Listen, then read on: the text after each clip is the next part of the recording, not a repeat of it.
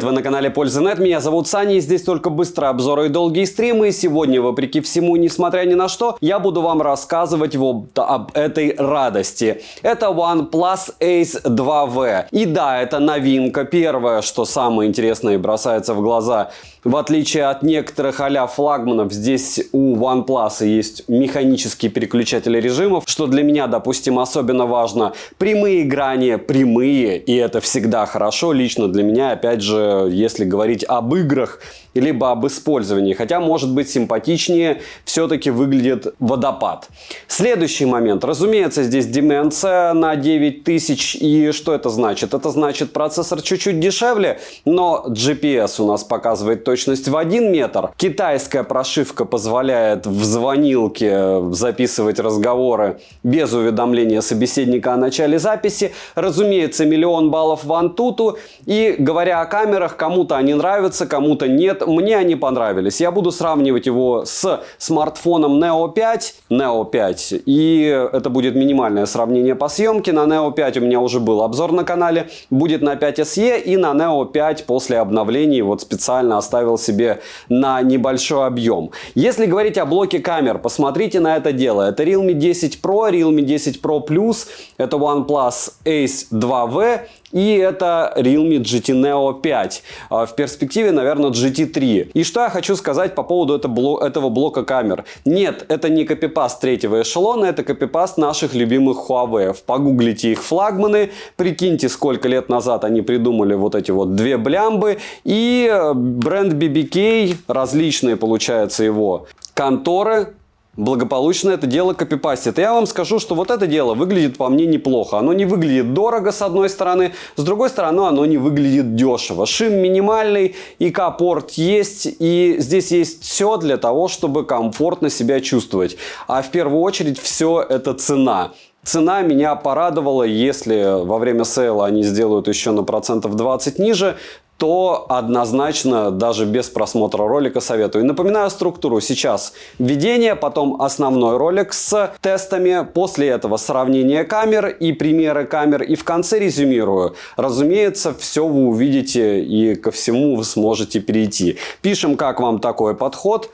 Смотрим. Распаковка. Поставляется данная модель в красной коробке в минималистичном стиле, что стандартно для OnePlus. И это хорошо. Пакинг обыкновенный. В комплекте мы имеем хороший силиконовый чехол, наклейки, краткое руководство, сам смартфон с наклеенной защитной пленкой заводской, с неплохой олеофобкой, адаптер для питания на 80 Вт, и это хорошо, фирменный кабель для зарядки с USB-A на Type-C и ключ для извлечения прорезиненного слота под 2 нано-сим-карты. Карту памяти запихать, к сожалению, нельзя. Русский язык на борту, и, к слову, у меня китайская версия смартфона. Скорее всего, в глобалке это будет Nord 3. Но не факт. Габариты смартфона 162 на 75 на 8,1 мм, а вес 194 грамма. Розыгрыши море. Читаем описание, какие сейчас актуальны. Постоянно это, разумеется, 5 Mi Band в 7 серии. Разыгрывается за лайк, подписку и комментарий к любому видео. Ежемесячно. Подписывайтесь с колоколом. Не забудьте подписаться на телегу скидок, взаимопомощи и мой личный телеграм-канал. Там много всего полезного и интересного. Все по ссылкам в описании. Перейдем же к смартфону. Полетели. Приобрести смарт OnePlus Ace 2V, по-другому OnePlus Ace 2 Racing Edition, по-другому, скорее всего, Nord 3, можно в черной и мятной расцветке. Дизайн смартфона отличается от дизайна прошлых моделей. Мне OnePlus Ace 2V напоминает Asus Zenfone 9. Хотя, это смотря как смотреть, и, разумеется, габариты совсем не те. Еще он напоминает Huawei P40 Pro, еще напоминает много чего из Realme, но это в самом начале вам показывал. Выглядит Ace 2V интересно и стильно. Ко всему, кто любит прямые грани, то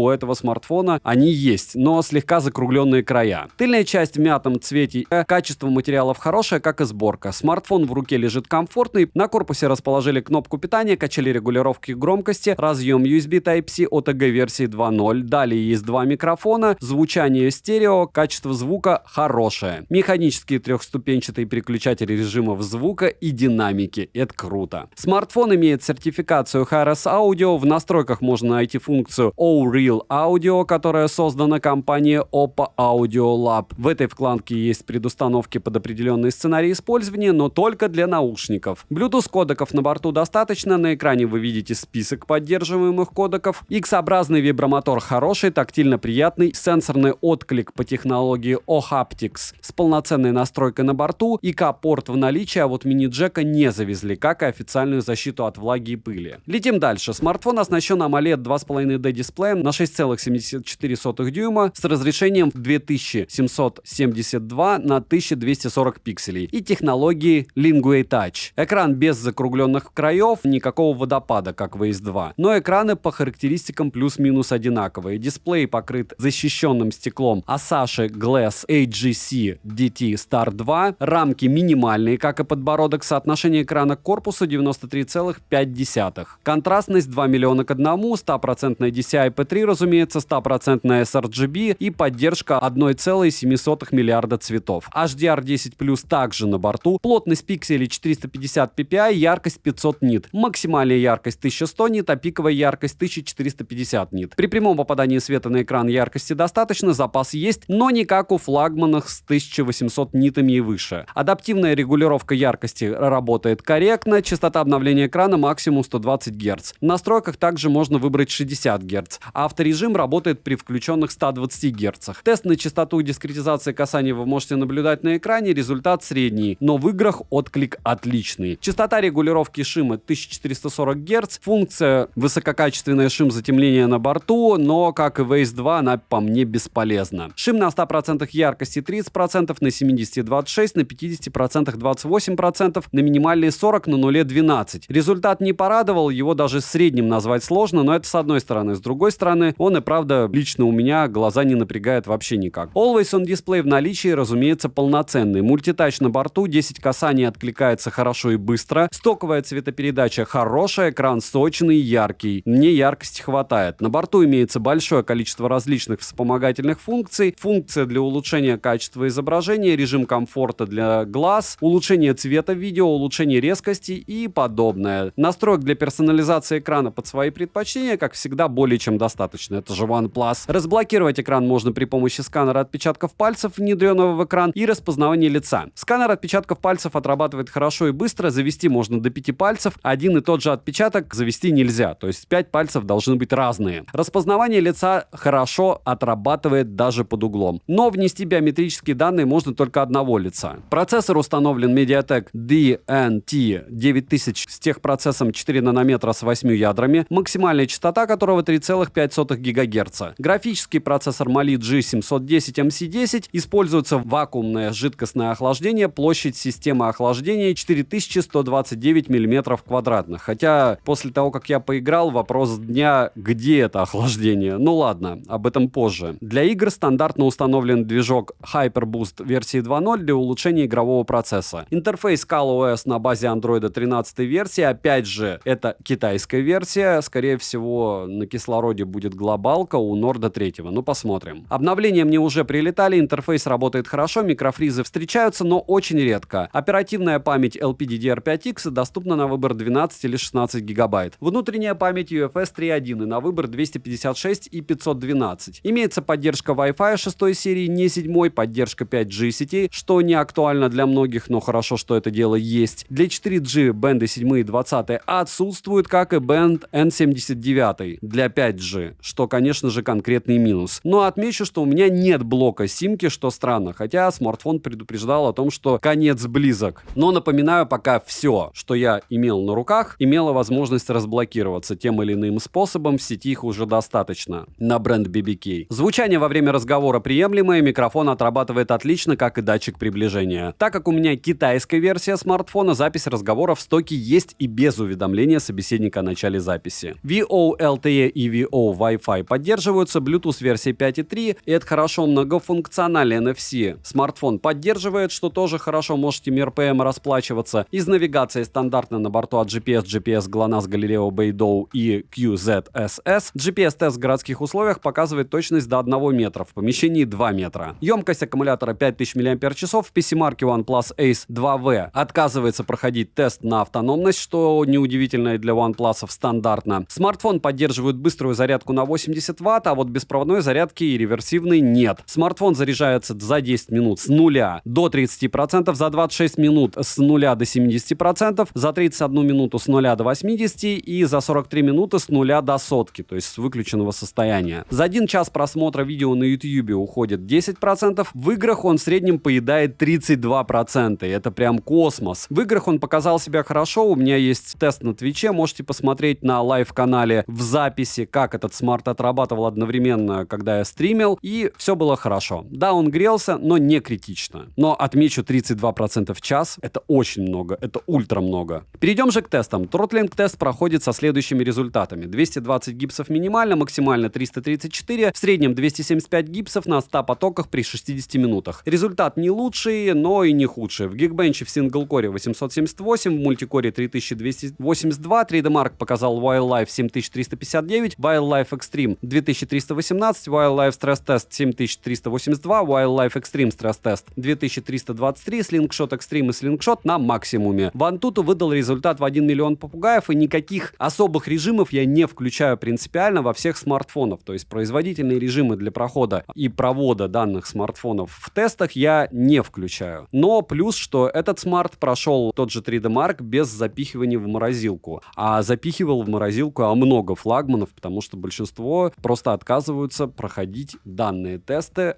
от перегрева. Storage тест показал нескромные 59 тысяч, это неплохо для данного типа памяти. В Antutu AI смартфон выдал 878 тысяч, не космос, но и не очень мало. Далее, основной блок камер с тыльной части состоит из 3 модулей, одной LED-вспышки, одним датчиком цветовой температуры. Основной сенсор здесь на 64 мегапикселя со светосилой f1.7, это круто. Автофокусировка и угол обзора 81 градус. Сверхширик на 8 мегапикселей с углом обзора в 112 градусов, с фиксированным фокусом и макросенсором на 2 мегапикселя с углом обзора 89 градусов. Наша любимая затычка, правда? Оптического зума нет, как и оптической стабилизации. Но мы помним, что иногда цифровая даже лучше, а цифровая стандартно на борту. Запись видео доступна в максимальном разрешении с основного модуля 4К 60 FPS. Фронтальный сенсор S5K3P9SP04 на 16 мегапикселей. Максимальное разрешение для съемки видео у него ультра скромное 1080p 30 FPS. Фронталка стандартная, фото и видео с нее получаются неплохие, но говорить о ней много не стоит, как вы понимаете. В стоковой камере имеется достаточное количество различных режимов. Тот же Pro режим, фото, видео, таймлапс, двойной режим, кинорежим, замедленная съемка, ночной, портретный, режим длинной задержки и подобное. На основном сенсоре при 4К 60 FPS нет никакой стабилизации, картинка по мне дерганая, по факту, если использовать 4К 60 FPS, то только при съемке со штатива. Мыло есть и шумы встречаются. В любом случае, короткие примеры вы сейчас увидите, и напоминаю, что исходники фото и видео я скидываю в свой телеграм-канал личный. Ссылка на него есть в описании. Как все-таки быстро летит время. Мы уже Neo 5 сравниваем с OnePlus Ace 2 еще и V. И работают родные микрофоны. Здесь помещение не идеальное для аудио, но довольно хорошее для съемки видео. 4К 60 FPS и тот, и другой смартфон, разумеется, не назвать камерафонами. И мораль, наверное, этого примера для основного модуля в первую очередь в том, что по большому счету все зависит от того, с чего вы потребляете контент. Если вы не планируете снимать ролики для YouTube, для просмотра последующим, не знаю, в 4К 60 FPS на большом экране, то вот этих камер, по идее, вам должно хватить. Насколько хорошо одна или вторая в стоковом виде снимают, вы видите.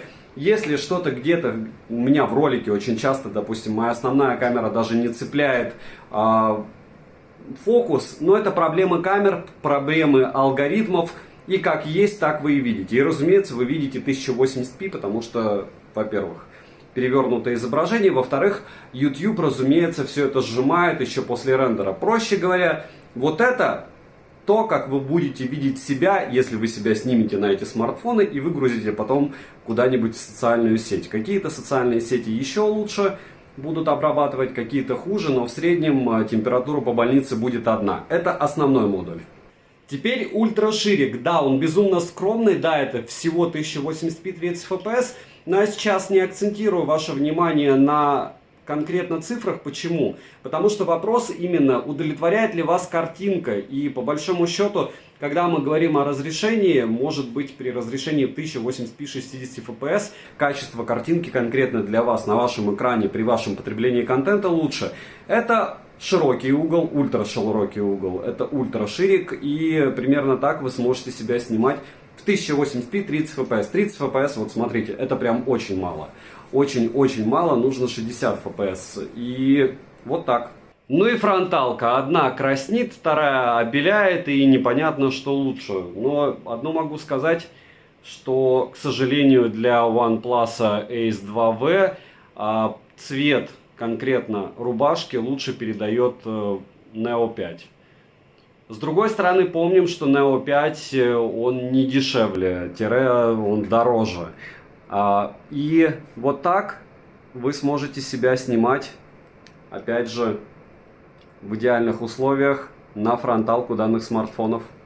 Помним, чем больше недостатков вы видите, чем лучше они отчетливо видны, тем лучше камера. Потому что маски и все остальное вы всегда успеете наложить. Разумеется, немного фронталки в полевых условиях. Вот так вы сможете себя снимать. Если будете снимать себя на улице, при дневном освещении. И, в принципе, для примера этого более чем достаточно. Опять же, в сравнении с Neo 5. Это 4К 60 FPS для съемки с основного модуля. И я вам скажу, что кто-то здесь, конечно, перекручивает цвета. Не будем показывать пальцем. Но я думаю, вы догадываетесь. Учитывая, на какой мы смартфон делаем обзор. Ну, как есть, так есть. Во всяком случае, теперь понятно, что даже у BBK, который не особо рассчитан на съемку, давайте иксы сделаем. Одни смартфоны лучше, другие хуже. X10 и там. И вы видите сами все и по стабу, и по всему остальному, и по зуму. Все X1. Смотрим. Раз, два, раз, два, раз, два, раз. А что-то не так. Мы чего-то не поняли. Ну, в общем, в целом, примерно ясна картина. 1080p 30 fps, ультраширик, и это максимум, что он может. Ну, ультраширик на 1080p 30 fps, он и неудивительно, что здесь стоит. Почему? Потому что стоимость не подразумевает что-то более-менее серьезное. Основная камера уже на 4К 60 fps, съемка с двух рук. Я вижу, что она трясется, но не факт. То есть, если я буду скидывать все это на компьютер, вполне возможно, она будет работать хорошо. Так, а вот с автофокусом он долгий какой-то, либо самообучающийся. Давайте смотреть. Ну-ка, раз, два, три. С изменениями освещения. Ну, есть нормальное отслеживание, кстати. И X на 4К 60 fps, максимальный 10.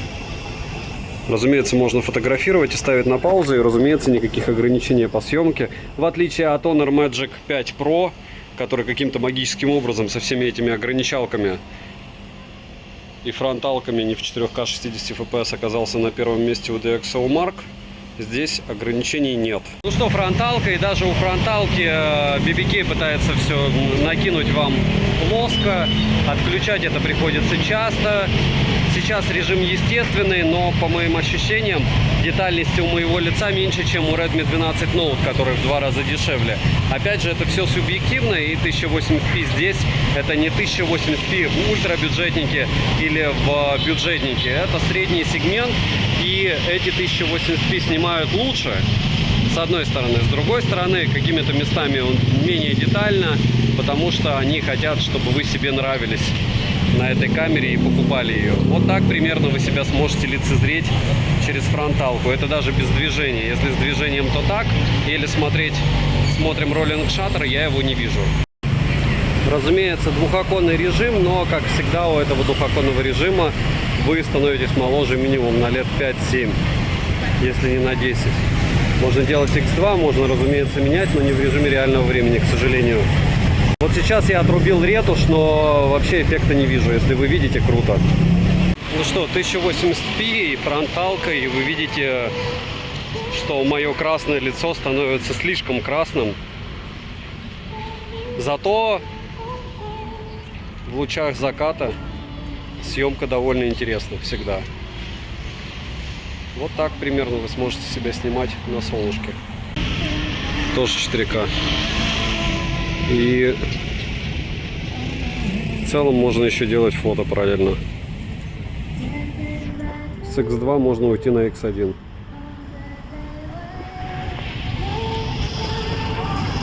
И X10.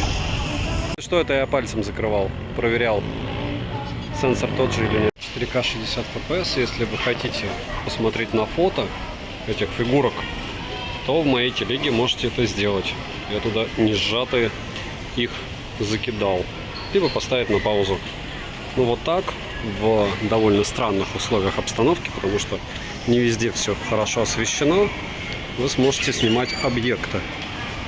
Разумеется, вы будете стоять, потом вырезать все это дело, там, где вы вздыхаете, там, где какие-то пересветы.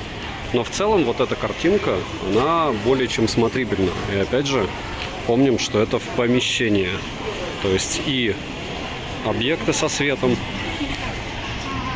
лампочка видна, видите, отдельно, и объекты в тенях, все работает неплохо. Ну и то же самое касается фронталки. Опять же, помним, что хотим себя получше делать, не обязательно включать улучшалку, а просто сверху снимаем и все. Ну а в целом фронталка вот такая. Rolling Shutter, Dismissed. 4К 60 FPS. Вот так все на русском. X10. Съемка с двух рук, и сейчас я делаю упор. Вот так с упором можно будет снимать. О, вечерняя фронталка как сглаживает, ощущаете? Темнота друг молодежи, как у нас говорили. А по факту это не молодежи друг, а... Классический пример съемки видео в лифте 4К 60 FPS. И в целом неплохо, потому что запустился смарт вообще моментально. Смотрите, она вообще моментально включилась, это раз, а два, включилась подсветка. То есть качество не очень, но в целом скорость работы вообще устройства вау. 4К 60 FPS, никогда не устану от этого объекта. Начну много света, много цветов различных. Очень противное освещение, максимально противное для съемки. Если смарт справляется, вытягивая структуру вот этого конкретно объекта, то все хорошо. Я вижу здесь тремор, то есть стабилизация очень слабая, но вот если с двух рук держать, стоять, нужно смотреть на мониторе. Потому что, опять же, то, что показывает мне смартфон, это не то, что он записывает. Он может записывать лучше или может записывать хуже. Но в целом вот так он сможет записывать ночью сложные, максимально сложные объекты. И вот там, соответственно, тени, ночь, пляж, и еще много неоновых огней. Фронталка сейчас без улучшалки, ночью с подсветкой. Опять же, тоже самое мрачное место. Я вам сейчас скажу, что есть у меня ощущение, что улучшалка работает. Прям вообще четко. Я думаю, что вы согласитесь, потому что не может он так плохо снимать. Либо это специальное сглаживание, либо, ну вот, допустим, смотрите, он снимает мое лицо, сглаживает. Смотрим, как он снимает объект. Тоже 1080p. То есть здесь у нас у объекта, я уже смотрел, детализация лучше и больше. И не только потому, что она в подсветке. То есть, допустим, вот фронталка 1080p объекта. Можете ставить на паузу, можете не ставить на паузу. Вот так. Ночь, стоянка байков, ужасное освещение. И вот так это все будет выглядеть, если вы будете снимать OnePlus. Мне, кстати, камера нравится, наверное, поэтому так много разных примеров я пытаюсь вам показать. Нет у меня к ней претензий, что плохо. Мне нравится. За эти деньги хорошо для OnePlus. 60 FPS, и вот здесь заканчивается улица Злачная. И уже никого нет. Буквально 10 метров от кипящей жизни. Много фронталки. Улучшалки. И еще немного основной камеры в 4К 60 FPS. Вот так, разумеется, ни в коем случае не делать. Съемка с одной руки, ночь, никого нет. Поэтому можете посмотреть, как без стабилизатора ночью аккуратно при 25 км в час можно снимать со смартфона. Повторяюсь, так не делать, даже если нет никого. Ну и, разумеется, фронталка в этом случае работает в состоянии 0. Минусы: нет защиты от влаги, нет мини-джека, нет возможности расширить внутреннюю память, вставив microSD, нет 20-го, 7-го бенда и 79-го. Показатели шума вообще не радуют, нет Wi-Fi 7 серии, нет беспроводной зарядки, хотя за эту стоимость неудивительно, и довольно быстро смартфон разряжается в играх, что очень странно. Хотя, опять же, Twitch одновременно и с игрой он вывозил. Цену можете посмотреть по ссылке в описании к видео, не забудьте подписаться на телеграм-канал скидок взаимопомощи, мою личную телегу, поставить лайк этому ролику, написать в комментах, что бы вы еще хотели увидеть на обзор. Ну и, разумеется, всем, кто оставит любой комментарий больше 5 слов, огромное спасибо, знаете, вы помогаете проекту. И да, такие штуки в китайских версиях тоже интересны, потому что в перспективе это Nord 3, а вы уже знаете, какой он будет, правда? Потому что особо разницы от глобалки или китайской версии мы не увидим. Будут те же тапки, только в профиль. И резюмировать я бы хотел на камеру OnePlus. Что бы я хотел отметить для вас особенно сейчас? Первое, вы должны понимать, что это не глобальная версия, и, разумеется, глобальная версия будет, скорее всего, стоить космос. Второе, разумеется, сейчас работают его родные микрофоны, родная камера 4К 60 FPS. И да, камерафоном этот смарт не назвать, но с другой стороны, он снимает прямо достойно. Насколько он хорош лично для меня? Я считаю, что с ним свободно можно отходить 2 года. Насколько опасно брать китайскую версию? Пока не знаю. Почему? Потому что я нагнетал, наверное, 2-3 месяца, что BBK все блокируют.